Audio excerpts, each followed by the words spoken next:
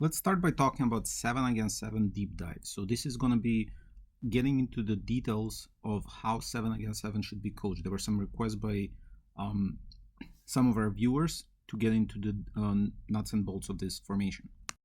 So the details about this formation is that we need to actually understand the players. Who are the players that are going to play this formation? So one is in the US soccer system, it's players playing U8, U9, U10. So they're pretty young players, and therefore we have to limit the tactics.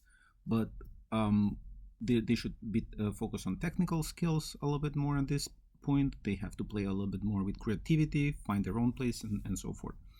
Secondly, we have to actually teach them transferable skills. So they're not going to play 7 against 7 forever. They're going to move to a 9 against 9, 11 against 11, and so forth. So we have to, whatever we coach them, and we should coach them things at this age, they need to transfer. The final thing is that we're going to be coaching them multiple positions. So not a single player should play in one position all the time, whether it's going to be a striker, the natural striker that sometimes going to play on the wing, or even the center mid, or even the goalkeeper. Don't put them all the time in the same position. So let's talk about the principles of what we are actually going to coach at this point. We're going to talk about the space. They need to understand space. That's a basic concept in soccer tactics. So the players should try to understand what is the difference between giving space in attack and defense.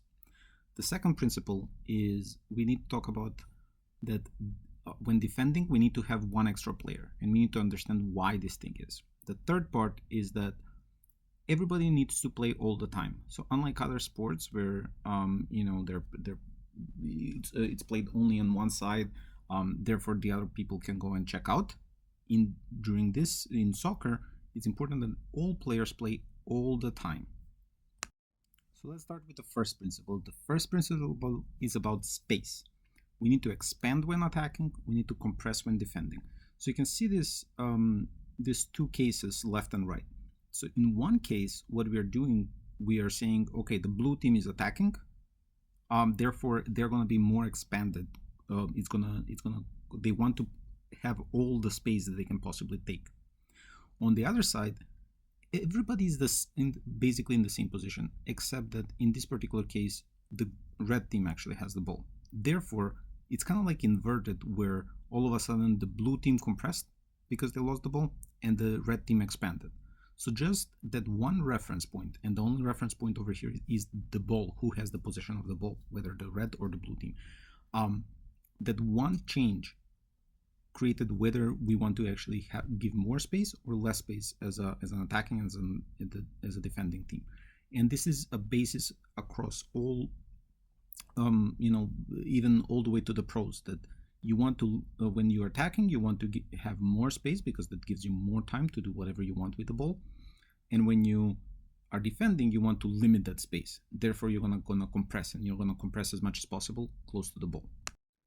Principle number 2 is that the defense needs to have numerical advantage. That means we always are gonna have one more defender than the attacking team, between the ball and the goal, essentially. Why is this needed? Because we always want to have one player who's going to delay the game until we get the numerical advantage, and at that point the player can go and challenge. The other person is going to cover. So we are going to go through a couple of examples. So for example, let's keep it the simplest thing. Let's say we have one defender here, two defenders and one attacker. So the attacker is attacking until we get the defender to come and cover. And at that point, the first defender can go and challenge the ball. If they lose the ball, that's okay, because we have the other player who can delay, and we retry again. You see now the second defender delayed, the first defender is ready to provide cover, and then we can go and challenge again. And that's all easy when we're talking only about 3 players, but let's make it more complicated. Let's say that it's there's most, if not all, the players are starting to attack right now.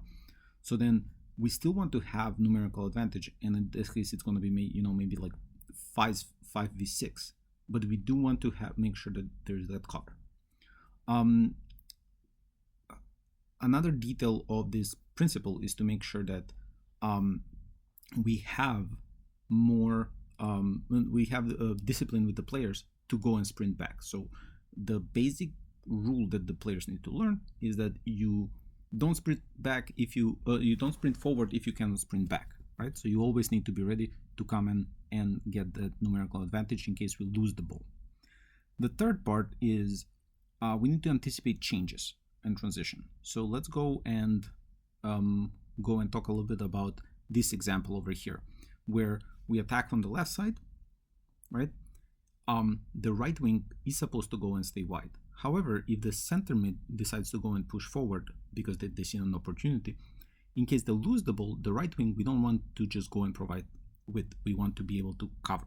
So this anticipation of changes is so important to understand, when are we attacking, when are we defending, when there is a chance to have a transition.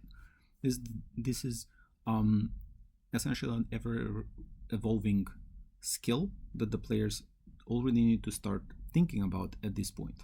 Even if and the important thing is that for them to understand that they're part of the game, even if they don't have the ball. And that takes us to the third principle, which is that everybody plays all the time. So one of the most important things is to understand that the most important player action is the next player action.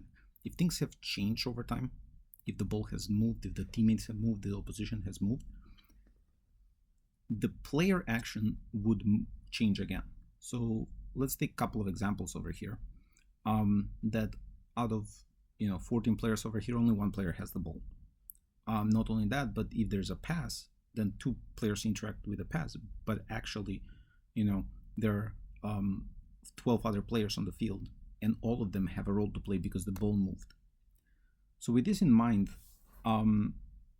it's important to understand that when we are attacking, if a player doesn't have the ball, they need to be the option to receive the ball, whether in space, on their feet, and so forth. And when we are defending, we need to limit the option. So even if the ball is far away from the player, that still needs to be the case. So let's go and talk about couple of examples over here, where we've seen some potential some issues of the players.